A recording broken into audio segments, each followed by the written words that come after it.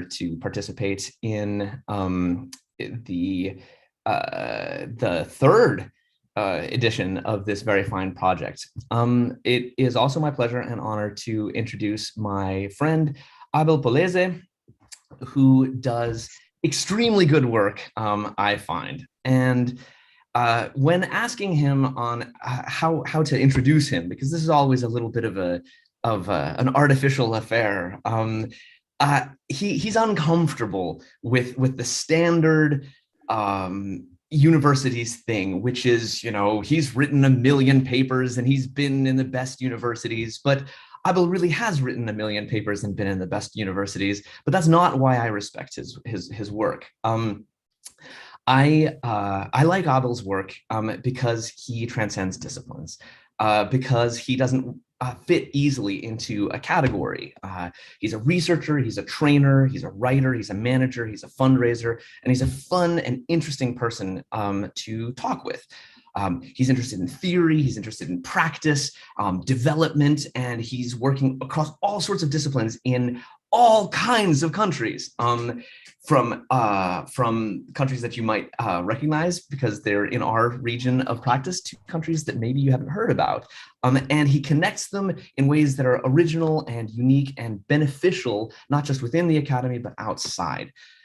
He also pays a lot of attention to early career researchers, and that's one of the things that has helped me a lot personally in my development, and on how to survive the mental health challenges of academia and the career paths that our chosen vocations do. He's the author of a book that I highly recommend. It's called The Scopus Diaries and the Illogics of Academic Survival, a short guide to design your own strategy and survive bibliometrics, conferences, and unreal expectations in academia. I'll put that a link to that in the chat. And you can find him on Twitter at Ubiquitous and Scopus Diaries. I will put all of the links to Abel in the chat. But with that, I will give the floor to him to talk today on identity construction and negotiation in Ukraine between official, informal, and invisible narratives. So Abel will have about 45 minutes to talk. And then once he's done, I will pose him a few questions and we'll have a conversation. Then I'll open the floor and we can all discuss this interesting work together as we open the third doctoral school. Abel, with that, my friend, the floor is yours. Thank you, Daniel. Thanks. I'm delighted by this very, very friendly and flattering introduction. I'm happy to be here. I think I was a little bit late and I apologize for this. I mean, I'm in southern Italy now, so it was kind of, we respected the South Italian tradition where you cannot really be punctual. I mean, from Japan, I would be very punctual. But there was a usual kind of technical issue at the beginning that you can never avoid when you are on Zoom. So what I want to, and I also want to thank Elena for the invitation, Michael for thinking of me. And I understand I'm the first seminar, which is kind of, I feel honored, like I'm opening the school. So when I was preparing this presentation, I was like, oh my God, I haven't worked. I usually work on informality. For the next years, I've been working, for the past like 10 years, I've been working on informality, which is more an economics topic. And I was like, what shall I do about it? What shall I say about identity? And then when I was preparing the presentation, I went back and I said, well, actually, I started going through all my papers that I wrote about identity. I was like, well, actually, I did some work on identity. And I also basically putting together this presentation also got me into a paper. So I have also a cut paper, if you want. That just came out of the presentation because I never looked at things the way I was looking at it now when I'm presenting the thing. So I was, of course, asked about Ukraine. And when I was looking about Ukraine, most of my theoretical stuff has come later. And it has come when I was working on Estonia and I was working on Turkmenistan. And then I was just putting them together. And it turns out that actually they fit quite well together. So the first slide is, are we sharing the slides now? What's the situation now? Because I see myself. Алена, ты можешь там подключить слайды, пожалуйста?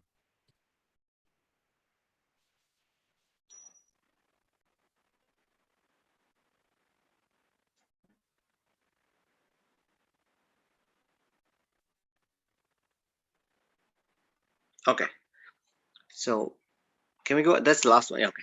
So the first slide I just wanted to share how we got there, because my PhD was actually on identity, but it was on identity in Odessa. And my question was, if the whole of Ukraine, I mean, if from the top there is a desire to Ukrainize Ukraine, there is a desire to create a Ukrainian identity, and there is a city which is traditionally, well, it's not really ethnically homogeneous, but they have Russian as a main language, just the city, not the oblast.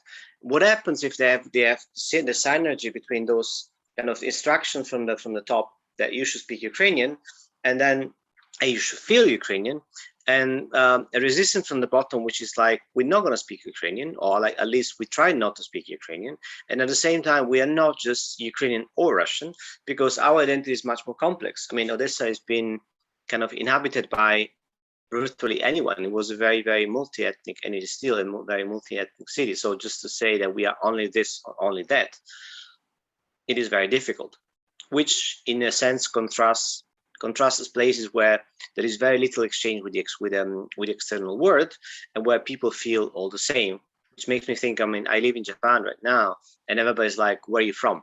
And they're like, I don't know where I'm from. I mean, it's Europe. I mean, we are all mixed.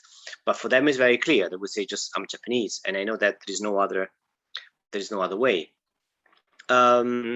So that's more or less the same thing you would feel in any city that has been inhabited by many people, where people just come and go, which is also the place where I was born. I mean, where I was born, of course, it's Mediterranean. So people, they're not used to certain ethnic groups, but at the same time, it's also a port. So everybody was passing through. So it's not really like, it's not going to be, I mean, it's not that diverse in terms of kind of colors, but it's very diverse in the sense that whoever comes is like, okay, I mean, why not? Why not a person should be coming here? And it's not about, I was born here for 7 generations and all my parents are from here, so that's why I'm from here. But it's like, well, I more or less accept the way the city works. So that's why the city has no problem in accepting me being here. So the books that I'm sharing on the first slide is there are two. It's a project from which we had many papers, so many that we had to kind of hijack some of them into a second one, and it's about informal construction of identity. Because if you want, the construction of identity works in many directions. So you have the formal ones, which is like what the narrative that the state creates and says, and the state, of course, has more money and has also the monopoly on many things. So they are the ones like they create schools, and they accept and they develop school programs, and they decide what are the books that that need to be used, and they decide what's the official narrative, and then they create museums. And of course, investing into this museum rather than into that museum means that this vision is going to be more popular, is going to be more visible than this other vision. And there are millions of actions that the state does, even visible or invisible, like the choice of a flag. Like the flag could be just constructed from nowhere, or could be just the flag of one of the regions of the places that composes the state. And then this one wins over the others, which is like the case of the Ukrainian flag, when we had in the 90s, we're like, we have to use this one, like, you know, the Western Ukrainian one, the red and black, or which one are we gonna use? And they were like, no, let's use something which is a bit more neutral. Just use the something which reminds just the skies and the crop fields, which is a bit less assertive than the one which reminds the blood of the patriots dying on the Chernozemlia and on Ukrainian soil. So the state has the power to do all those things, and we're going to see in practice how this has been done. But most of my research, which is kind of embedded in those books and also in other publications that are listed at the end, looks at the way those narratives have been renegotiated and have been kind of accepted or not accepted by the local population. So next slide. So if you see that in the next slide, we want to, I was concentrating on what we call the everyday practices. So it's not about just the way things have done, and you assume that those things they will last forever and they will have a long-term effect, which is choosing a language, choosing an historical narrative that kind of suits the political elites, choosing anything. I mean, choosing from national cuisine to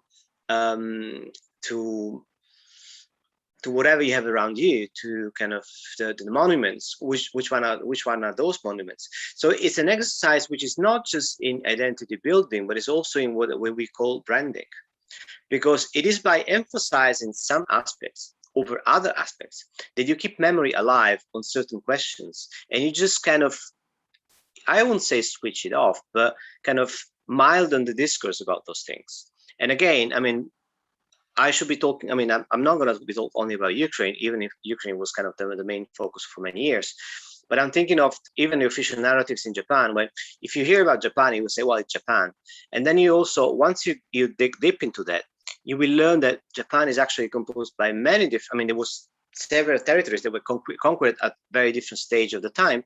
But this is basically not remembered in official narratives. So on one hand, it's very inclusive, because you would say, as long as you speak Japanese, you are Japanese.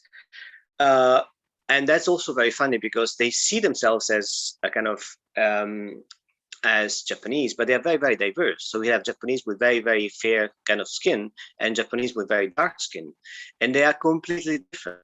But at the same time, they don't seem to notice, because the memory on this particular aspect has not been renovated. It's not being kind of fostered. It's not being alimented. It's not being kind of fed. So it's like, do you know why? Not to everyone, but if you look at Asians, they all look the same. And if you look at Europeans, for Asians, we all look the same. And of course, for a European, it would be like, how can you think that we all look the same? I mean, I have different eye color, we have different skin color, we have different kind of hair color. And for us, Asians, they tend to look the same. And then you learn that actually, when you recognize your friends, you pay attention to some very particular aspects of the face that are not the same. So we are kind of educated into looking at the eye color, and looking at the nose shape, and a number of things that for Asians are less relevant. I mean, for East Asians. And the same thing works the other way around. So it's not about how different we are or how similar we are. It is about where we focus our attention. Focusing attention is more important than the kind of the object, what you can call the objective, or kind of the very visible differences. Because if you are very different, but I mean, Japanese are very different, Chinese are very different. But if we look at the way all the eyes are they're more or less the same shape, and the hair color is kind of similar, it could be. But then there are other ways to recognize people, which is also, funnily enough, why Asians, they look all young to us, and why we look younger than them to Asians. It's just like where you focus your attention, which is exactly the same principle behind a national construction. I mean, we can be very, very diverse, but we don't pay attention to those things. And we just pay attention to what we think is important. So that the idea of, I mean, constructing an identity basically means to convince a whole population in a given territory that those people are actually the same. And if you remember if you read, or if you remember what Smith was kind of distinguishing ethnic and civic nationalism. In ethnic nationalism, you have the impression that you have the same ancestors, and you have the history, you have shared history, you share blood.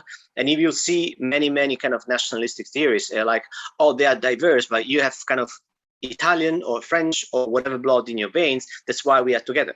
But then, of course, if you take a DNA test, you will learn we come all from different origins. But the idea, so it's not about being that way.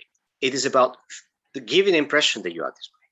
So That's why we look at the way, I mean, you can look at the way that the narratives are constructed from the state, and then it's like those comes from the creation of national holidays. This holiday is important because it's the unification of Ukraine. This holiday is important because it's when we won the war, or this is when we beated someone, some country, and that's what Pierre Nora calls the lieu de mémoire. So the places of memory, the places that you use to keep memory alive. But by keeping those things, you also forget other things. And if you go back to Hobsbawm, it is also the invention of tradition, because actually tradition, and there are not really traditions that are universal to a whole territory. Every state is composed by many different kind of territories. They come together at some point in the history. And it's just about, okay, what kind of traditions, what kind of ideas we take from here and from there. But the question is, starting from all this, okay, those things that are kind of completed, it's fine. So we have countries that have more or less convinced their people that their population, that they all come from the same origins, they all have the same language and so on, even if it's not really true, because language has been changing throughout the centuries. But the question is, once you have to propose new narratives, which is like, think of Ukraine in 1991, there is a new country, and then you have to create a national identity from a country that was coming together as a kind of jigsaw from many different territories. Last of whose was Crimea in 1954, but there were many others in. There was also parts of kind of Bessarabia, and then you had the kind of the Moldovan Romanian parts, and then you have the Bukovina, and then the parts that were part of the Polish Lithuanian Empire, and many others. And they were all coming together, and they have different language preferences. They might have even different kind of historical memory. But the question was, can we make them feel as kind of one population living on one territory, and having the impression that they've always been there, even if they've not, but kind of giving the impression that they feel other people on the same territory, just like their brothers, which is the idea of identity and the idea of nationalism. I think that the idea of, when we talk of Anderson, imagining communities, imagining that people that are living on the same territory, you never met, 1,000 kilometers from your house, you never met them, but you still feel them closer than some people that are probably closer geographically to your place, but you perceive as different. So you have a number of markers of identity that are adopted by the state. And the state says, okay, you are Ukrainians, so it means you do this, you like this kind of food, you have this kind of history, you have this kind of view of the world, and so on. And if all this works, after a few years, people will start thinking that they actually are all Ukrainians, or are all Romanians, or whatever nation, whatever you want to create. But the question is also that once the state proposes things, it is also their success depends on the way that people accept those values or renegotiate those values. And there is a difference between the 21st century and the way that some other nations were created before, because in 21st century you have much more. You have a flow of information which is much higher. You have many ways of kind of contrasting this view. Think of the creation of a nation before the Industrial Revolution, when people were living in the countryside. So you are in the countryside, you don't even know who you are. You never ask yourself, what is your identity? You're just like, I live here. So that's why even in the Soviet Union, you had the term, in the Russian Empire, you had the term Tutyashi, which is like, I'm from here. It doesn't really matter who I am. And then one day, starting from this identity, somebody comes and say, actually you are French, or actually you are Spanish. Did you know that? And you say, no. Okay, this is where you are. It's much easier to convince somebody who has no underlying identity, who has no very strong sense of identity related to the nation, than to somebody who understands the concept of nation. So if you have somebody who is a local, says, I've been here, I've been living here, I've been working here all my life.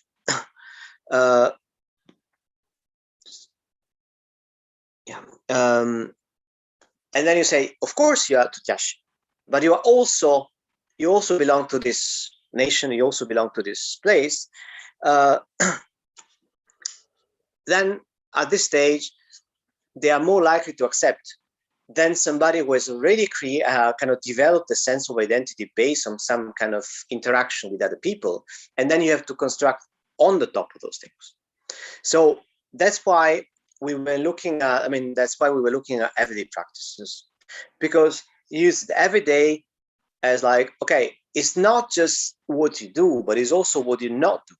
It's not just what you accept officially, but you also what you accept unofficially. So if you move to the next slide, I've already been discussing this. What is identity construction? Well, it's basically a synergy between what the elites are trying to do. Sometimes they do it in a way which is conscious. Sometimes they do it in a way which is subconscious or unconscious. And the way those things are kind of accepted by the people. So the next slide is, we talk about banal nationalism, which is, okay, it's a previous one. Is it missing? Okay. So I refer to banal nationalism like I think it was Foster saying, it's not about, what is Billig talks about the flag that kind of hangs limp and you don't notice it. The flag, the classic idea of national is that you take the national flag and you just wave it. That we are from this country, we are from, and but what then Billig was talking of was like the limp flag, the limp flag. Yeah, it's about the flag is there, you do not notice it anymore because it's become your normality. You're not anger, you're not against, you're not for. It is just there. And there are studies on the way people passively accept a national identity, but just not contrasting things. Which is what I call the invisible. The invisible are phenomena that are not kind of perceived. They're not really lived through at a certain time. And then one day you wake up and it's there, which is like, I use the example of there was this movement some year against austerity in Spain, and one day say, oh, the movement has kind of several million followers. But it is not that people woke up yesterday or today and they say, now I'm going to join this movement. It's just that the movement didn't really receive sufficient attention until it became kind of very famous. And it's the same about, this is not just me, it's not really modern as a concept already. Hobsbawm and Ruud there, they were talking about things, they seem invisible to people until they hit the headlines. So as long as there is nothing notices them, they are not there. But then one day you wake up and this is a huge movement, which is also what I use as an example when you talk about Daesh or the Islamic State that became something very, very big some years ago. With all the conquest of parts of Syria and the terrorist attacks, and you're like, oh my God, we have now an Islamic State, or we have now this organization. Yeah, but if you look at the way at the time when this was kind of emerging, there was, well, years before it became famous.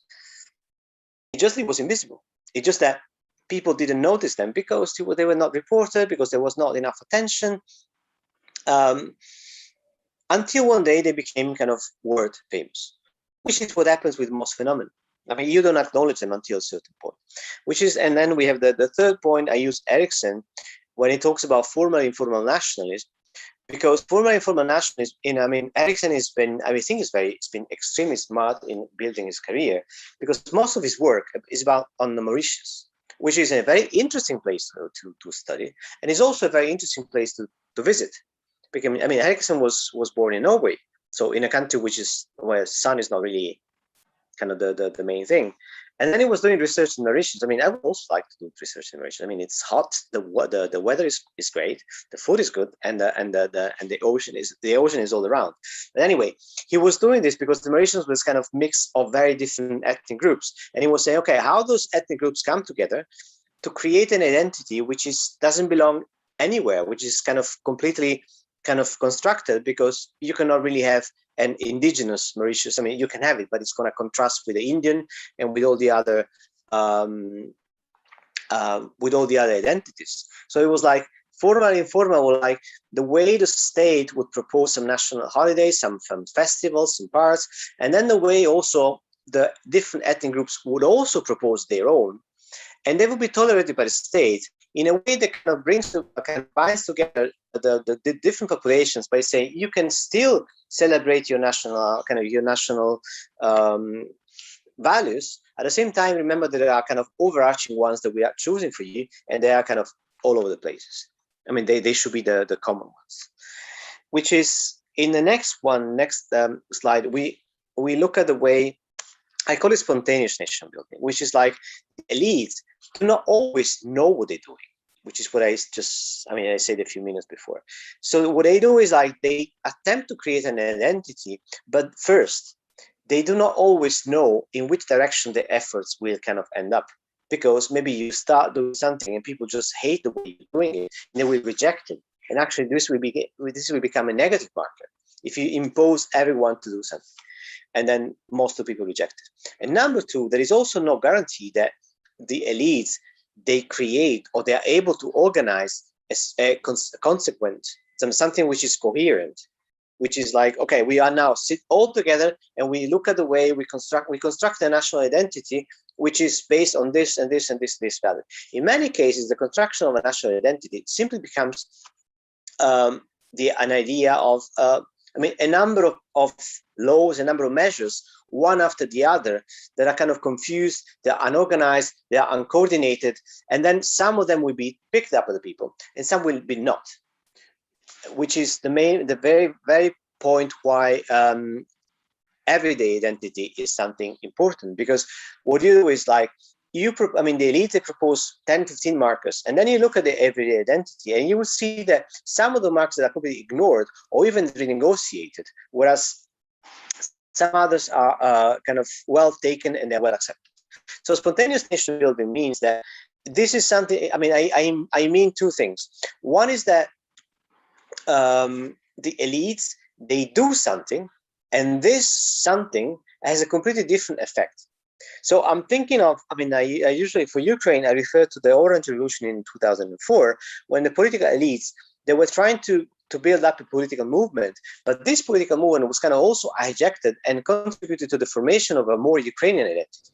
But the political elites they were in no position to impose an Ukrainian identity. They were just trying to do something else. They were trying to play politics. And then the people just received some of the messages, filtered them, and changed them in a way that changed the relationship with the language and also with the identity.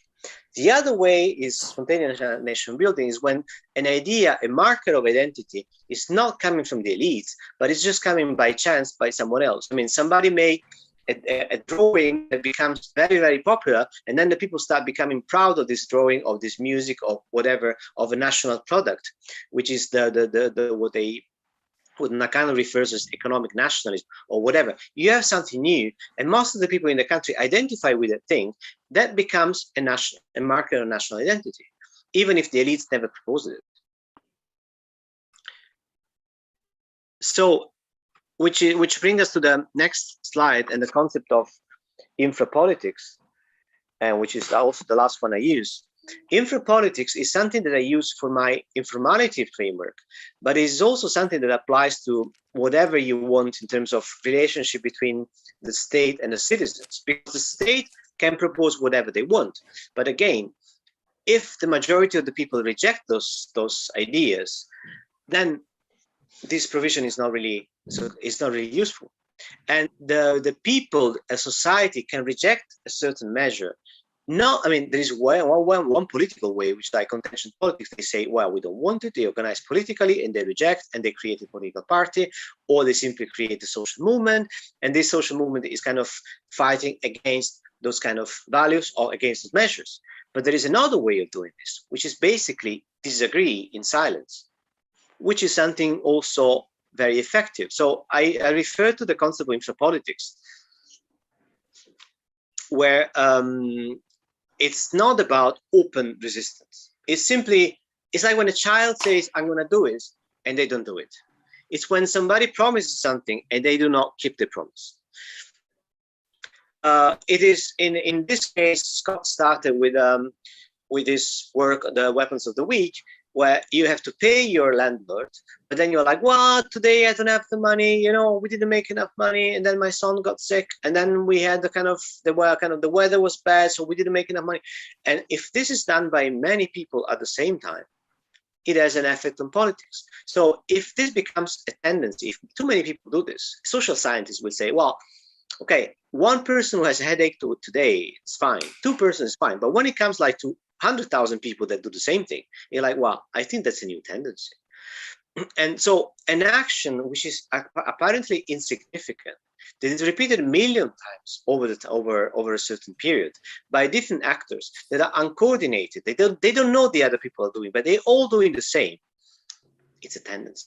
It's a societal tendency. So if you have this kind of tendency in terms of people silently reject a certain measure, a certain marker,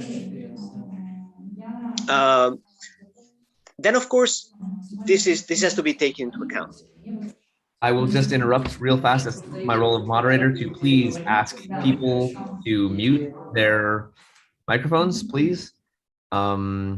It would be very kind, or Aliana, maybe as the host, you can mute everybody's microphones. I don't know. And Abel, we have slightly less than 15 minutes left in your time. Yeah, that's fine. Heads up. Great. So shortly, I mean, why I thought to insert two more countries, because they had the idea of the construction of a national identity seems to be very kind of homogeneous. You say, oh, we are building the nation here and there, but then there are many different ways of doing this, which comes to our book that was called Nation Building: New Tools and Approaches. When we were arguing with Brickel Isaacs that actually national identity can take many forms.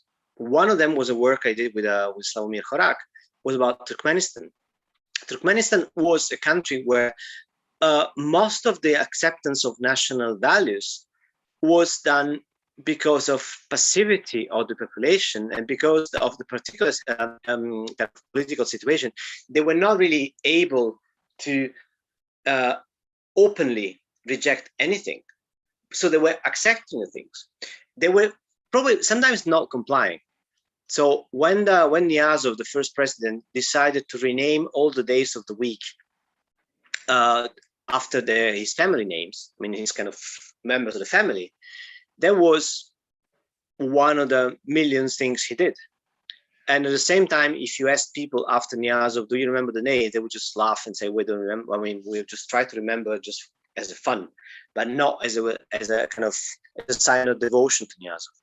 But at the same time, what we argued was that the holiness, I mean, the entireness of those ideas, they created the idea of a nation around the president.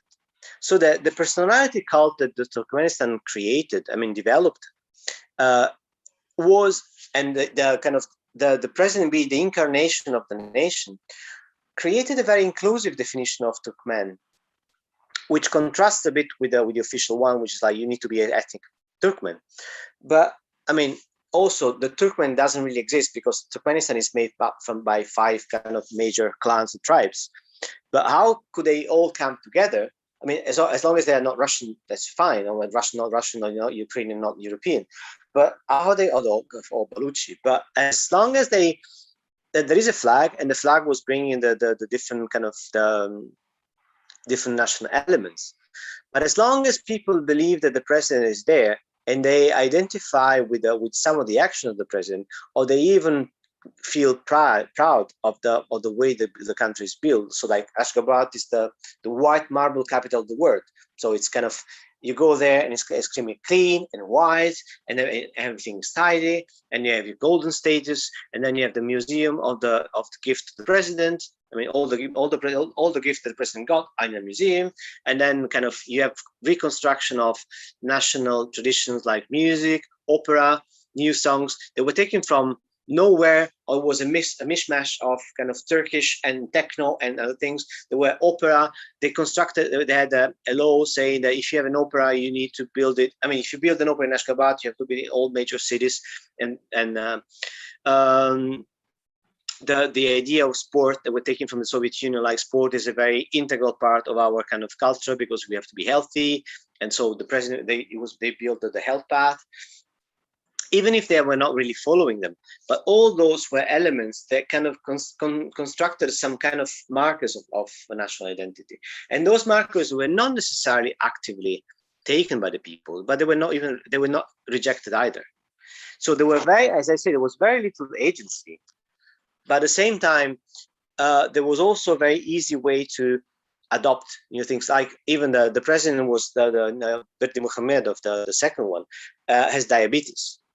And then because he has diabetes, he has kind of spread a kind of diabetes shops, like pharmacies and all shops for diabetic people all over the place. Even if probably the number of those shops is probably excessive, given the number of people with diabetes in Afghanistan. But because the president is suffering from diabetes, then the rest of the country has also to suffer with him. So we have to cure the diabetes altogether as a kind of national healing kind of process.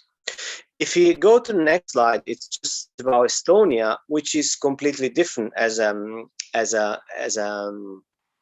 strategy, because there were some kind of top-down strategies building some kind of Estonian identity, and there were actually even the government was constructing branding companies to create a way to define a way Estonian identity could be kind of pulled together and also sold. So to the people in the country and to the people outside the country. So our idea was that by selling the idea of Estonia to people outside the country, people inside the country would just believe the accounts that tourists and people coming to Estonia would bring. So Estonia was branding itself. I mean, you have on the top down, on the bottom right of the page, you see the strategy was just, they were sitting at the table and say, okay, what can we say? We can say, well, we are also Russian because we have been influenced by the Russians. So we have this kind of, we are exotic.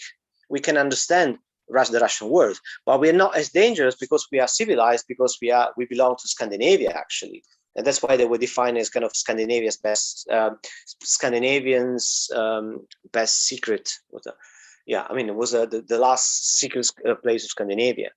And placing this in narratives all over the place, like Nordic countries, like Sweden and Estonia, they need to do those things. And then also the construction of, the rediscovery of Estonian traditions, or the adoption of foreign elements, because Estonia has been dominated by many different people, by many different kind of different kingdoms, but then they were just making everything there. So like pilmeni in Estonia is pilmenid. And all the kind of foods that were taken from here and there, and then we say, okay, this is also Estonian food. So you have this creation, and also the idea of the e-nation, the e-residence, and the fact Estonia is kind of very well placed to host companies and to develop your business. But this was coming from the top. From the bottom, there were also other elements, and actually people from Estonia that were participating in this choice by accepting or non-accepting. Which comes to the third element, which is probably the most important, because it's about Ukraine. You have a very, we never had the elites that sit down at the table and say, we have to construct this identity, because there was a lot of ambiguity. It was like, okay, if we are Ukrainians, then how to deal with all those people that feel ties with Russia? So there was a desire to kind of take a distance, but at the same time, it was also very difficult to construct a discourse like the Estonians did, which is like, oh, we were occupied by those Russians, we don't like them, we don't want to be with them. And so we have the Museum of Freedom and Occupation, and now it's the Museum of Freedom, and there is one in Latvia, one in Estonia, and now there is one in Georgia. It was very difficult to reject this thing. Even Turkmenistan did not reject, they just don't talk about it. It's not about Russia, the Soviet Union was good or was bad, it was like, we don't talk about this, we just talk about pre-Russian periods. Which is, what was happening in the end was there was an official narrative. There was like, we are Ukrainians, so there is only one language in the Constitution of 1996. They say Ukrainian is the only language in Ukraine, and Russia is a minority language. At the same time, Russian is not really that minority language if you consider the number of people that speak it and the number of people that speak every day. and a number of people that are kind of, they don't have really a preference in the use of language. But some patterns were emerging, which is like when I was doing my study in these schools, I was checking what would happen in the schools where everybody speaks Russian, but they are asked to speak Ukrainian. And I was also asking what is happening in the schools that are under pressure from the state because they receive more funding. They consider kind of elite schools. Is there a difference between those ones and the ones that are not considered elite schools, so people just can do officially, I mean, not officially, but people, they might tend to do whatever they want. And there were differences. But what was happening was just the creation of a discourse where Ukrainians was used in certain space of the day, in certain areas, and in certain moments. And then Russian was used in other moments. So in the papers that I have, in the bibliography I have in the end, you can also read the patterns because it's quite long as description. But the idea is that the two languages that were kind of combining in a way which is not the way the state wanted, because officially the state wanted only Ukrainian to be spoken, but it was also not the way people might do this just spontaneously. I mean, might act spontaneously, because in Odessa, at least, if there is no pressure at all, you would start speaking Russian. But at the same time, a tendency emerged, and that was kind of consolidated over the years, that Ukrainian was kind of the primary language for certain kind of conversation, for certain environments, to the point that some Russian speakers, they got so used to speak Ukrainian in some environments, they were even finding it difficult to switch back to Russian in some occasions. And this is what I was calling the everyday negotiation of identity, because there were many kind of elements to be taken into account. I mean, social acceptance. I mean, I am a state function, a civil servant. I'm representing the state, but then I won't be accepted by my people. And if everybody around me expects me to speak one language and the state expects me to speak another language, what could be a possible compromise? Which comes to the different strategies that were used, and every strategy was depending on the place. So in schools, there would be one strategy. Sometimes, like, the teacher would be kind of start the lecture in Ukrainian, then switch to Russian because it would be easier for the children, but then go back to Ukrainian to make sure that they also knew the terminology, and then end the thing in Ukrainian. There was not one pattern. There were just individualized pattern adapted to the circumstances in a given place. In the very beginning, when Ukrainian was introduced, even, I mean, informants from the city council, they were like, well, we don't really speak Ukrainian, but whenever we have to send a fax to Kiev or we have to send a message to Kiev, we will ask the Ukrainian speakers, can you just check that this is sent in Ukrainian and in proper Ukrainian, so that we kind of respect the rules, or that we give the impression that we are kind of complying with everything. As long as the state doesn't suspect anything, we can still keep on talking Russian when we want to talk Russian, or use Russian for internal documents, as long as the documents that go to Kiev are the ones that are kind of used. So it's impossible to know every single case, but what was happening and what happens is that there is an everyday renegotiation of identity and of markers. Some of them are more acceptable, some of them are less acceptable, that help to kind of make the discourse a bit more flexible, and also help people that would not really fit into a certain very, very strict discourse to become more to be accepted in another way. Another case where it is connected to the cat, so I want to mention it. That's the slide. It is. I remember we visited, and Daniel was also there, the Museum of Antiterrorist Operations. There was a stroke of genius from the identity construction standpoint, because first of all, terrorism is a word. I mean, if you can say occupation, you can. I mean, if you use the word occupation, separatism, wars, whatever, you can have sympathy for one side or for the other. But by naming people terrorists, I mean, is there here anyone who likes terrorists? Of course not. By labeling people terrorists, they were just already constructing some kind of pre-existing sentiments against those people, because you cannot really endorse terrorists. Even if, I mean, the war in Eastern Ukraine could be many things, but I don't think it falls under the strict definition of terrorism. But still, there was an official narrative. And then you will see the visual elements of the results of those things. They were fostering. I mean, on one hand, it was fostering they were there to endorse and foster the Ukrainian political perception of the war and of the conflict. And it was playing on many different elements that were very, very emotional. Like, look how many of our children have died. So you would see the uniform and the pictures of every person who died in the conflict, and just say, okay, there is an enemy. And as we know, there is not better thing than an enemy to bring together people that have nothing in common, just or they have very little in common. So the museum had one aspect, which was like, I mean, the political aspect was kind of to endorse the Ukrainian official narrative on the conflict in the eastern regions. But there was also, I would argue, the idea of creating a narrative that would bring together Ukrainians in a way, I mean, that would kind of foster Ukrainian identity in a way as opposed to other identities. So if we can draw some kind of conclusion, because I think I have to close here, I would say that it is very good to look at the way narratives are constructed from the top.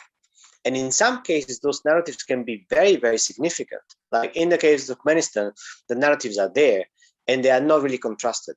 In the case of Estonia, it was a stroke of genius, the way they were kind of using not very violent, not very assertive channels, but how they were kind of branding the place. I mean, Estonia is amazing because on tourist brochures, they will value every single thing. I mean, you go anywhere and you say, well, this stone is important because the first Estonian laid his feet on the stone when he was looking at the stars for the first time. So creating kind of place of where memory is preserved and associating this memory to national identity, it is extremely important. But there is the other side of the story, which is like, okay, but still people have to believe that. So the belief that this stone is important for Estonian history or for Ukrainian history because it was used by the first Estonian that would ever, it is important only as long as people believe this is true. And they kind of stick to this thing. And this can be done in many different ways, which is like tourism has been a great thing because people come to your place and say, you know, I've seen this place, you probably don't even know that. But then many tourists, they mention this thing and you start believing, oh, this is a very important one. So it is about, it's a circle, it's a signage, it's a circle, it's whatever, but it is not just top, bottom or bottom up. There are some elements that are more top, bottom, depending on the country, on the circumstances, and there are some other that are more bottom up. Just like there was a research about, and the bottom ups are a bit less visible because you have to go around and ask people how you're doing this. But there were cases where marketing was influencing the way Estonians would feel or Ukrainians would feel. Because if you want to adapt, I mean, if you are selling a product, you want to sell a product in a certain way and you want to sell as much as possible. So you want people to accept your product, accept the product you are selling. And you have some selling points, and one of the selling point could easily be this is a national one. Yeah, kind of support national production, even if it's not. I'm just thinking of the case in Italy. There was much emphasis about Nutella and all all those kind of sweets that are produced officially here. But if you look at where the company is registered, the company is registered in Luxembourg. So the populist party is saying, I only eat Italian, I only eat from my company. They don't really have a point. I mean, it makes no sense, because those companies are not Italian, technically. But at the same time, they're giving the impression, and so they, from the business, from kind of commercial operations, they give the impression that this is the way it should be. And as long as people endorse it and they feel proud about that, who cares what is the truth? Who cares what is the kind of the real side of the story? As long as people endorse it and use it for kind of nourishing a national identity which is based on some values, those values at some point can also be taken up by the state, by purchase or taken up by the state and say, yes, actually, we support only our national companies, and the people would be proud of it. So again, as in social science, it's not about reality, it's about the perception of reality. And my point here is that we should just look at both ways, and there are many, many places where you can see how the construction of a national identity passes not through official channels, but through many other ones and through many different actors, some of which are not even political, but they become political by matter of fact, by the force of the fact that they are contributing to a national narrative. Daniel, I Yep. stole 4 Nope. minutes. It's perfect. That was a perfect time. It was in fact exactly to the minute on time. I'd like to, this is the most unsatisfying part of any talk, because after you're done with the talk, really you want to see some feedback and some people with their screens on clapping, or better yet, in actual reality. I will applaud you. I hope that our audience